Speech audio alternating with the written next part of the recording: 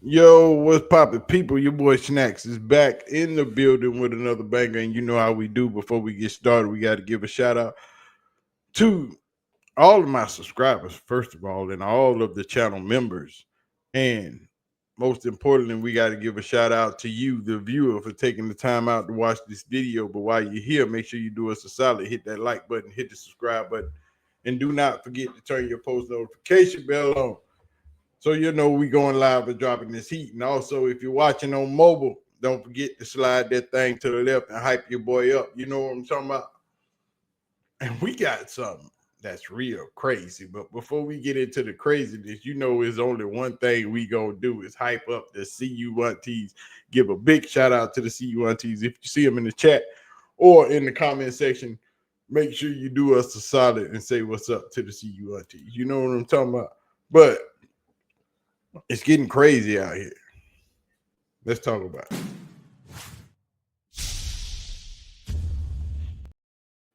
Going into this week is game number 5.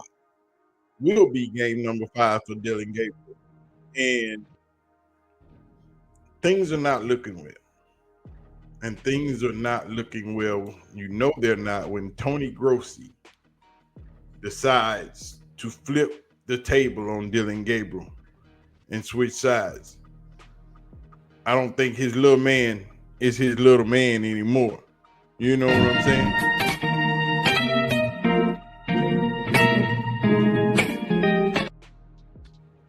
I don't think that Tony Grossi feels the same about Dillon Gabriel as he used to. As you know, Tony Grossi was a big proponent of Dillon Gabriel, a big narrative pusher of Dillon Gabriel, that Dillon Gabriel was better than Shedeur even in college. Think I'm lying? He is going to be the backup at the start of the season, and I think he's earning their trust. I think he throws the ball excellent. He releases it well. It's a tight spiral. He sees the field quickly. He is really good at play faking, an essential part of this offense. And he can move around, and he's got a better arm than you would think a guy 5'10.5" would have. I can see why the Browns picked him ahead of Shedeur, okay? When you take into account his college career, which was much more productive than Shedeur's, he beats him every step of the way, okay? But we don't play college football in the pros, and we don't play without pads on and tackling. So until I see live game action, I'm going to reserve I think my guy can play. I've said it a million times. Yeah, I want to see if Gabriel can play like that too. That's all. I just want to. Well, turn on the Ohio State game and see if he can play. Tony, they're not playing Ohio State. They're playing the Bengals in Week 1. Yeah, they're not playing Baylor either or Colorado State. Yeah, okay. Well, I mean, you're basing your opinion on what Shedeur did at Colorado, where he was 13-11 as a starter, and he went to the Alamo Bowl. There were a lot of great college players, Tony. Doesn't mean they're going to play well in the pros. We'll have to wait and see. But you think Shedeur's going to play well in the pros? And I don't know. I don't know if he is. I think he is. You know he will. You said you know he will. I kind of do know he will, but yeah, I've been wrong once or twice in my 40-year career. See, Tony Grossi has always been a cheerleader for Dillon Gabriel, but not so much anymore. I mean, Tony Grossi went to the mat for Dillon Gabriel, argued with Tony Rizzo on many occasions that Dillon Gabriel was better than Shedeur and should have a better starting position than Shedeur, should be above Shedeur. But now things are not all the same for Tony Grossi. Had drop pass problems early on. I know they had offensive line problems early on. And I know that the former play caller has gotten criticism. But I really lay this at the hands of the quarterback. I mean, he's got to see the field better. And maybe that's kind of a motivation behind Kevin's move to give Reese the play calls. Maybe Reese can get him out of the pocket better and make him more comfortable so he could see the field better.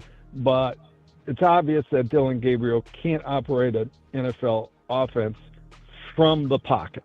He just can't see the field from what I see. There were no offensive line problems in New England. Okay, he had plenty of time to throw. He was not under duress, and he threw 9 passes to wide receivers. That you can't win that way. You can't even compete that way, as evidenced by that scoreboard. So, Tony Grossi saying it's obvious that Dillon Gabriel can't operate an NFL offense. It's time to make that change.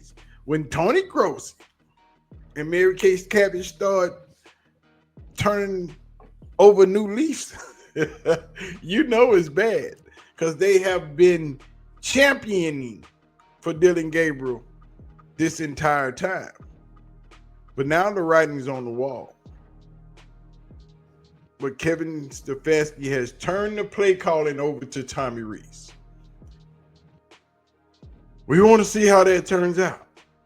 Kevin Stefanski is quickly shied away from the play calling and moved it over to Tommy Rees. Tommy Rees has a different outlook on how to move this offense. So this week we shall see if Dillon Gabriel can move the ball down the field. And if not, how quick will they pull Dillon Gabriel for Shedeur Sanders? Because Shedeur will move back to QB2 for the Jets game. Now the Jets are bad. They just traded 2 of their best defensive players, Quentin Williams and Sauce Gardner. I've watched Quentin since he was a baby play football. Me and his father were really good friends growing up, and we did a lot of things. But those boys, him and his brother, are both phenomenal football players, and my Cowboys got one. We need to go get the other one so we can make it the brotherly show, as the Jets have been doing for the last 5-6 years. But we shall see what happens this weekend with young Dillon Gabriel. Tony Grossi has turned over a new leaf. He don't think Dillon Gabriel is ready, and it has shown on the field that Dillon Gabriel is not ready. Now the only question is, how long will it take for them to pull Dillon Gabriel if he doesn't perform this weekend against the New York Jets? Only time will tell. We shall see. I'm going to holler at y'all. We're out of here. Peace.